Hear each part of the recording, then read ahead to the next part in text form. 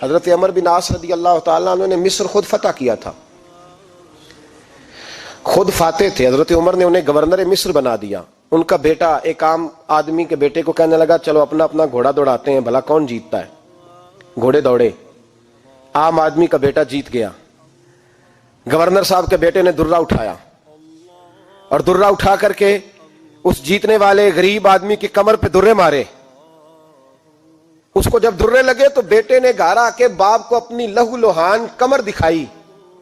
باپ کے دل میں بڑی قدر ہوتی ہے اولاد کی.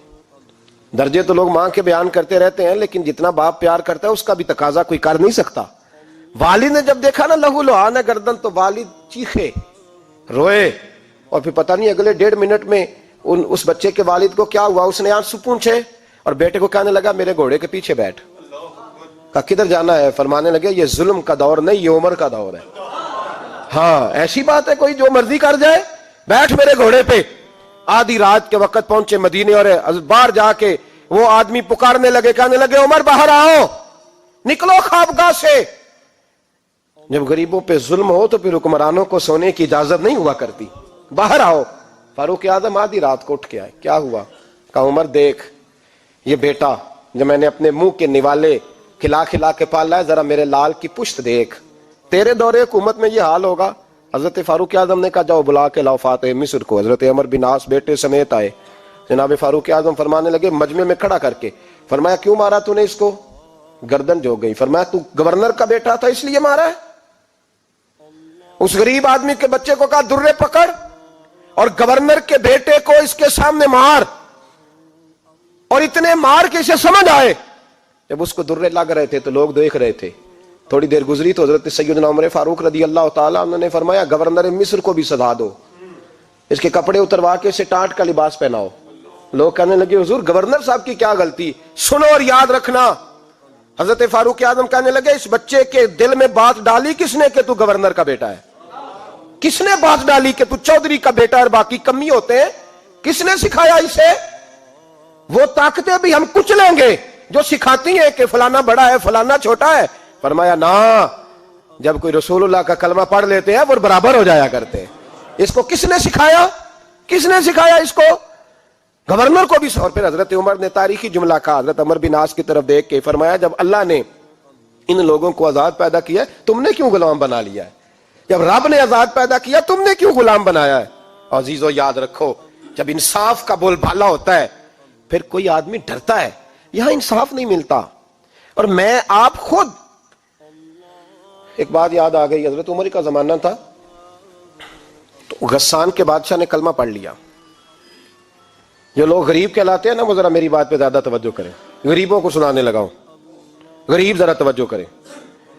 غسان کے بادشاہ نے اسلام قبول کر لیا اور اسلام قبول کرتے ہی وہ آئے حج کرنے. حج کے بعد فارغ ہوئے تو ایک نفلی طواف کر رہا تھا غسان کا بادشاہ شاہ غسان.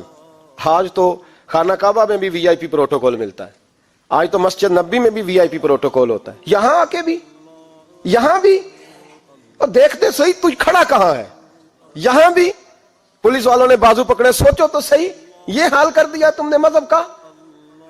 طواف کعبہ ہو رہا ہے اور غسان کے بادشاہ نے جبہ پہنا ہوا ہے باریک اور لمبا. وہ طواف کعبہ کر رہا تھا تو ایک غریب آدمی کا پیر اس کے جبے پہ آ گیا. جب پیر آیا تو اس نے پلٹ کے غریب کے منہ پہ تھپڑ مارا. جب تھپڑ مارا تو اس غریب نے سیدنا فاروق اعظم کی عدالت میں مقدمہ کر دیا. کہا بادشاہ نے تھپڑ مارا ہے. حضرت عمر فاروق رضی اللہ تعالیٰ عنہ نے بادشاہ کو بلایا. فرمایا تو نے اس غریب کو مارا ہے؟ کہا جناب اس نے پیر رکھا تھا. تو فرمایا پیر رکھا تھا تو کیا ہو گیا؟ تو نے کیوں لمبا جبہ پہنا تھا؟ تجھے سمٹ کے چلنا چاہیے تھا. کہا میرے لیے حکم کیا ہے؟ حضرت عمر کہنے لگے یہاں اسے رات میں راضی کر لے، ورنہ صبح اسی جگہ اسی کونے میں خانہ کعبہ کے سائے میں وہ غریب تیرے منہ پہ تھپڑ مارے گا اور تجھے تھپڑ کھانا پڑے گا. غریبوں سنو سنو، ساری رات وہ غسان کا بادشاہ غریب کی منت کرتا رہا تو راضی ہو جا. غریبوں تم سے شکوہ ہے، تم 2-4 لاکھ پہ راضی ہو جاتے ہو. غریبوں تم سے شکوہ ہے، تم انصاف ہونے نہیں دیتے. غریبوں تم تھوڑی تھوڑی بات پہ مطمئن ہو جاتے ہو. تھوڑی تھوڑی بات، جتنے غریب تن ہیں لباسوں سے دور دور اتنی ہی چادریں میں مزاروں سے چھین لوں، اور جتنے غریب گھر ہیں اجالوں سے دور دور اتنی ہی روشنی میں ستاروں سے چھین لوں. اتنی تو ہمتیں ہو میری کم سے کم بلند کہ شاہوں کے تاج فقط اشاروں سے چھین لوں. تمہاری زیادتی ہے, تم نے ظلم پروان چڑھایا ہے. جب تم چودھری کے کہنے پر, ایم این اے کے کہنے پہ راضی ہو جاتے ہو, تم انصاف ہونے نہیں دیتے. ڈٹنا سیکھو, کھڑے ہونا سیکھو. جب اسے کہا نا راضی ہو جا, تو وہ غریب کہنے لگا میں راضی ہو جاؤں اور کل تو کسی اور کو بھی تھپڑ مارے. فرمایا جتنی تیرے پاس دولت ہے لا کے قدموں میں رکھ. ہم دولتوں کی پرواہ اس لیے نہیں کرتے کہ ہم نے محمد عربی کا چہرہ دیکھا ہوا ہے. اب میری نگاہوں میں جچتا نہیں کوئی, اس لیے کہ جیسے میرے محبوب ہیں ویسا نہیں. تم اثر لینا چھوڑ دو, تم اثر بڑا لیتے ہو. ہاں تمہارے اوپر چیزیں اثر انداز ہوتی ہیں, اس لیے انصاف نہیں ہوتا. ڈٹنا سیکھو, کھڑے ہونا سیکھو. جو بھائی ڈٹ جاتا ہے نا وہ بڑے کمال کر جایا کرتا ہے. ساری رات مناتا رہا. حضرت عمر سے کہنے لگا وہ نہیں مانتا, تو جناب عمر کہنے لگا پھر تیاری کر لے. ہم بادشاہ نہیں دیکھیں گے, دولت نہیں دیکھیں گے, ہم رسول اللہ کا دین دیکھیں گے, ہم نبی پاک کا نظام دیکھیں گے.